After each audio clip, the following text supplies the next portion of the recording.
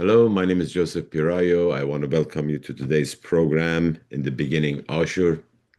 As always, you can follow us on YouTube, X, Rumble, Instagram, Facebook. Also, you can go to AssyriaTV.com. More than 5,000 videos, different programs we have. Also, we have live stream on AGN and Assyria TV. You can catch us on both of these sites. And if there are any questions, any comments you'd like to make, and if I can answer it live on TV, I will. And if it not, always we do a program question and answers. And today's program titled "Fruits of Organized Religion: Aramean, Assyrian, and Chaldean." Control. Can you show your the flyer that you made? I want people to see that. It's really beautiful because it gives a, understanding of where we are right now as three different names for same people, same culture, same everything. The, yeah, the flyer. That apple. Yeah, I want because it's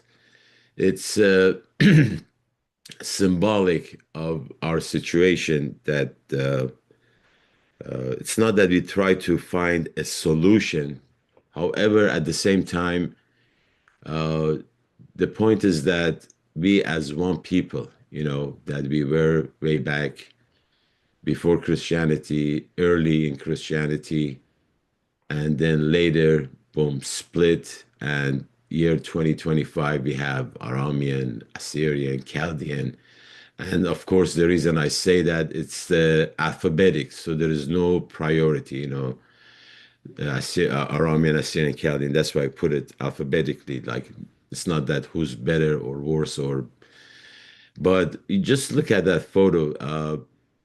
One thing that a couple of comments I had for the past few programs that I did about the history of the church was why so much? Who cares about Christianity? Who cares? Our history is, important, and well,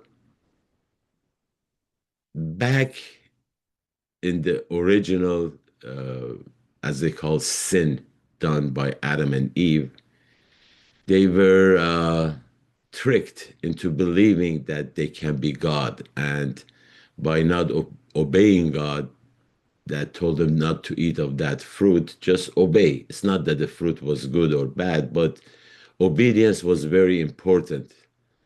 And when you look at the flyer, when I saw it, it's like the forbidden fruit that has been given us, that our people that are calling themselves so many different, not so many, the three like ethnicities, Aramean, even Assyrian and Chaldean, because up until I believe maybe not 30, 40 years ago, there was no Assyrian church per se from the traditional point of view. We had Church of the East, we had, for centuries. Later, they added the word Assyrian, and by adding the word Assyrian, it caused another split. From that came Aramean. Oh, if you are Assyrian, then we are Aramean, then we are Chaldean. And honestly, I don't know what has been the benefit, but when I'm looking at this photo, we have been giving that fruit that has poisoned our nation. Now, I mentioned about last few programs that I did about the church history. Uh, if you remember, when Christianity started, our people were in two separate empires. It happened to be, when you don't have your own country, wherever you are under the rule of that system. And when the Christianity started, it spread in the Persian empire part through our ancestors, and they were all one, no problems. Just a recap of the last few programs because I have a very short comment to make, but in order to do that, I have to build the foundation. Why am I talking about this? When the Christianity started in the Roman Empire, it was under the persecution for 300 plus years. And when Constantine made it legal and he forced a gathering, the council in Nicaea, it was forced within his own empire. And after that gathering that happened in Nicaea, they became organized. They started having like positions, like there is a like patriarch or cardinal, archbishop, bishop, deacon, priest. They organized it how to teach people to be Christian, supposedly. That's why the emphasis was the first 300 years in the Roman Empire, the Christianity was totally different. And that's the purpose was for the church history to learn from it that how it has affected our people in the position that we are right now. So I might be jumping from different angles, but uh,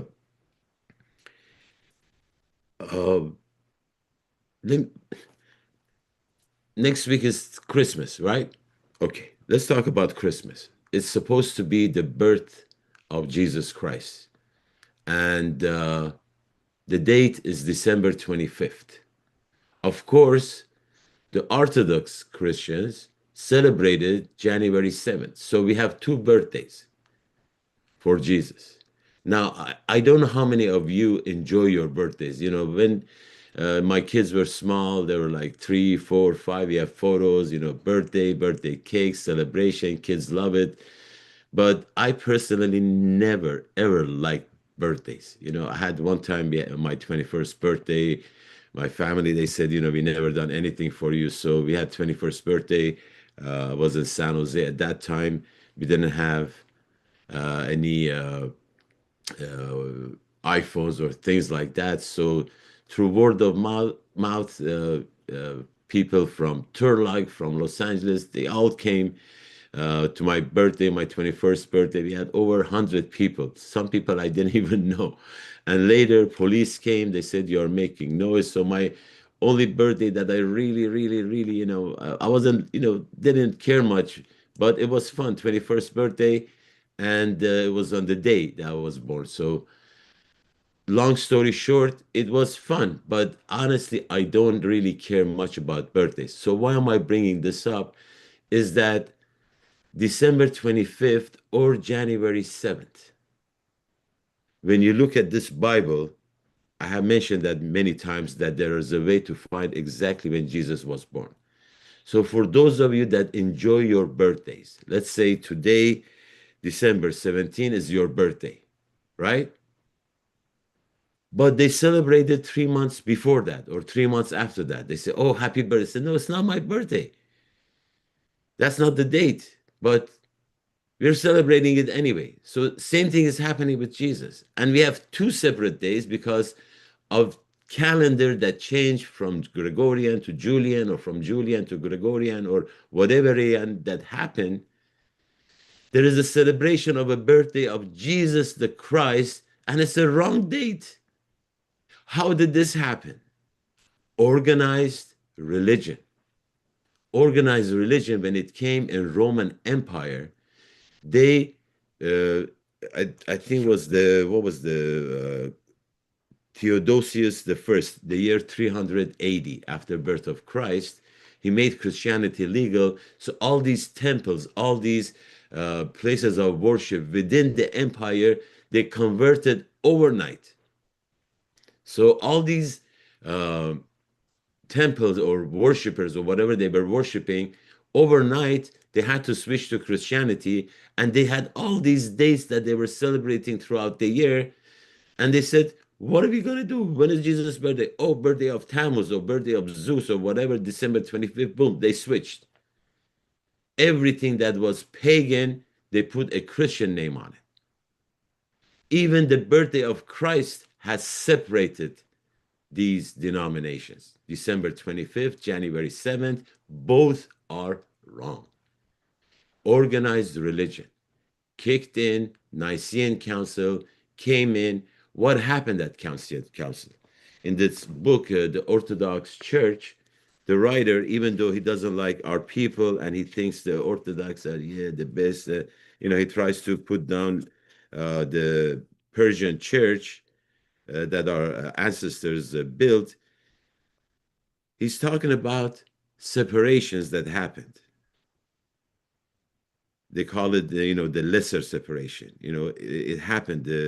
They kicked Nestorius out. He came to Persian Empire, joined the Assyrian church over there. Then they had these churches of what they call Armenia, the Jacobites, the Maronites, the Coptics, and all of these all came out of that system when they made the religion organized. And the religion they created, honestly, I don't want to be negative, but when you look at the Bible and you look at what these people are celebrating as Christianity, I say 90% don't match. I brought out Christmas. Okay, Christmas is the birthday of Jesus Christ. 3, 4 months before Christmas, go to these shops. We have a place called Costco. It's like a wholesale place. 3, 4 months before Christmas, they started having Christmas decorations, Christmas items for sale.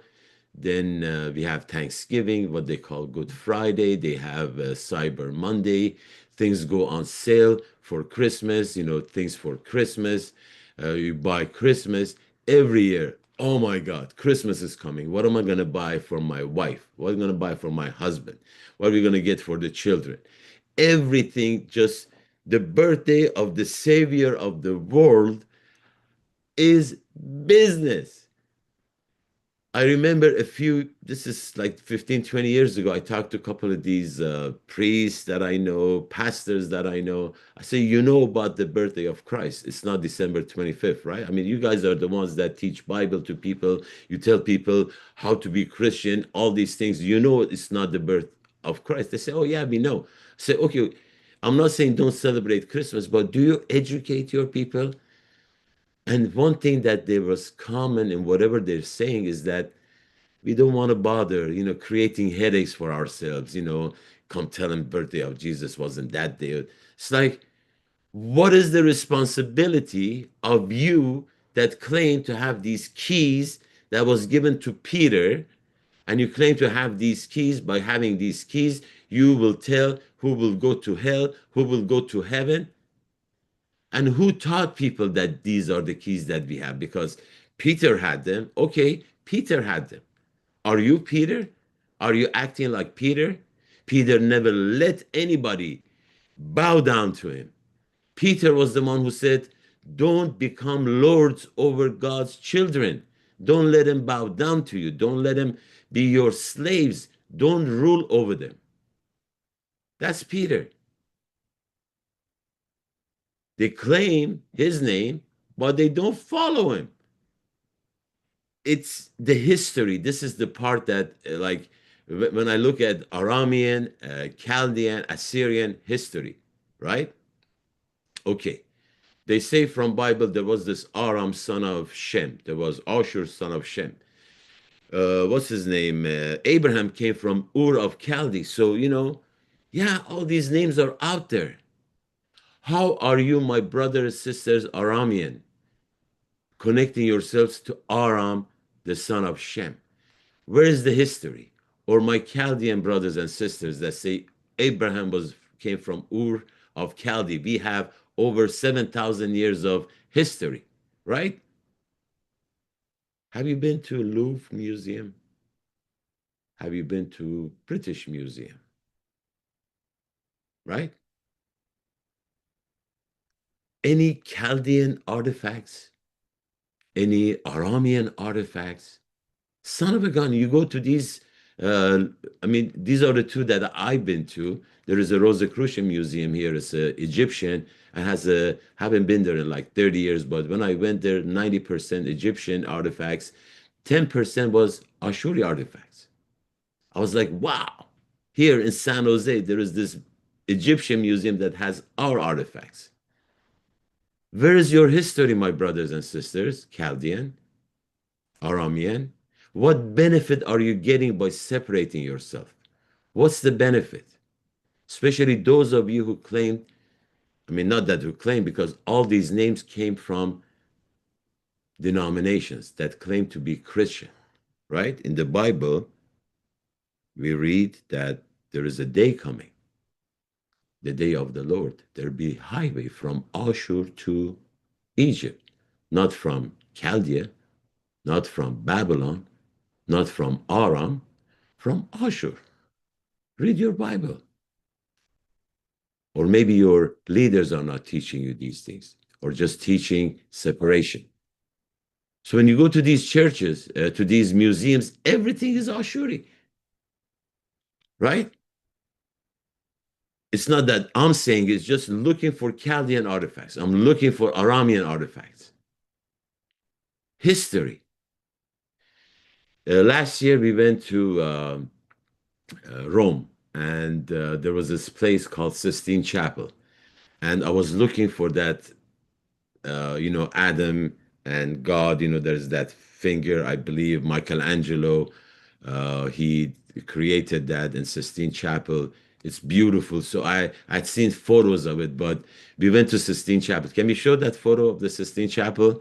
The creation. This is in the you look up, you go all the way up. There is that small, like I had to take the photo, I had to expand it.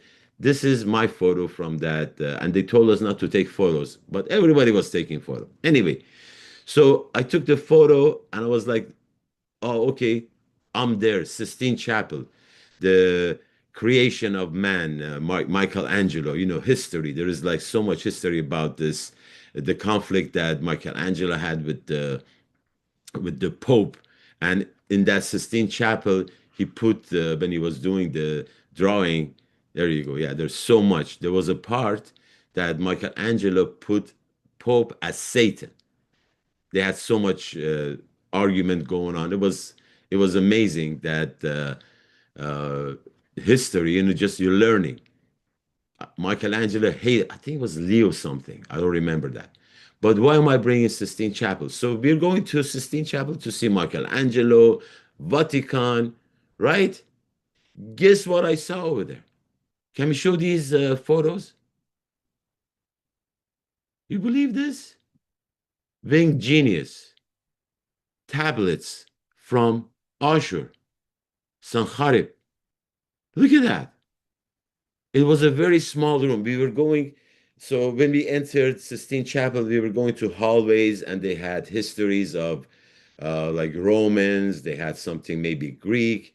And I'm walking, with Stella, we're talking. And as we entered from one room to the other room, I entered this room and I was frozen.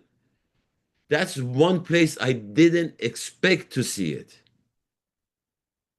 right? It's Rome, it's Vatican, right? Our Chaldean brothers and sisters are under Vatican. They didn't put any Chaldean artifacts in there. Why not? Maybe there aren't any. You know what I'm saying? If you have them, the place to see Chaldean artifacts would definitely be Vatican, not Ashur. I mean, I, I, my photo, I mean, I could have taken a lot more detail, but I was so excited and we were walking with a group, so I had to move fast. So I told Stella, hold on, let me take this photo, let me take this photo. I was like excited. You're surprised. I said, what? Here, I mean, Louvre, everybody, sorry, everybody knows in Louvre we have Usher artifacts, Berlin Museum, British Museum. There's so much. The winged bulls, the Lamassu, the so many things. In Vatican, right? It's just wow. You had to be there to experience. If you go to Vatican or you live there or you just check it out. These are my photos. I didn't take them from anybody else. I saw that. You know, you're walking, yeah. Next thing you enter, boom. I can't explain it was a surprise, it was a pleasure, it was I don't know how to explain it, but wow. Vatican. I didn't see any Aramean or Chaldean. I don't mean to insult or put down, no, you people don't. Organized religion created these. And anyway, I talked about who has the keys, Christmas, the teaching, the main point is that the true teaching of Christianity that was 300 years, the first 300 years in the Roman Empire. Then after that, in the Persian Empire, our ancestors were exposed to these different denominations. You know, Nestorius was kicked out of the Roman Empire and he came to the Persian Empire, right? And they called us Nestorian in the Persian Empire as an insult. Who cares how many personalities Jesus had? This was not taught in the beginning. All I'm saying is that education, knowledge, everything seems to have left these churches. Without knowledge, you become slaves. You're hoping your master cares about you. The masters that nowadays are within the organized religion have given us these Aramean, Assyrian, Chaldean names. Yes, Assyrian. As I said 30, 40 years ago, there was no Assyrian Church of the East. And we have three flags. Three flags. Our culture is the same. You know, the language may be the Eastern and Western are not very close, but same alphabet. You go to the parties, it's the same music, same dance, same everything.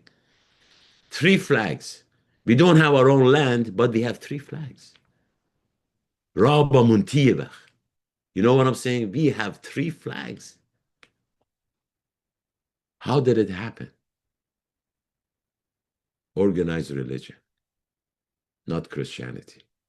Organized religion have given us a Christmas without Jesus. Shop, shop, shop. Whoa, buy. The day after Christmas is the day all these stores, all these companies say, oh, everybody's bringing back all these presents. Oh my God, busy. Oh, we have to go.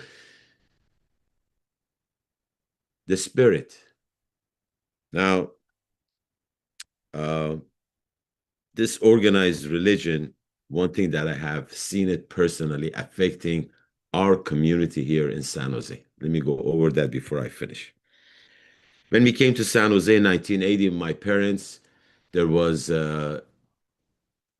what they called Assyrian Church of the East, but they didn't have their own building. There was a building in San Francisco. If you recall, when the late Marisha Shumun, he moved to California. He was living in San Jose. There was a building in San Francisco, Church of the East. That was the only one.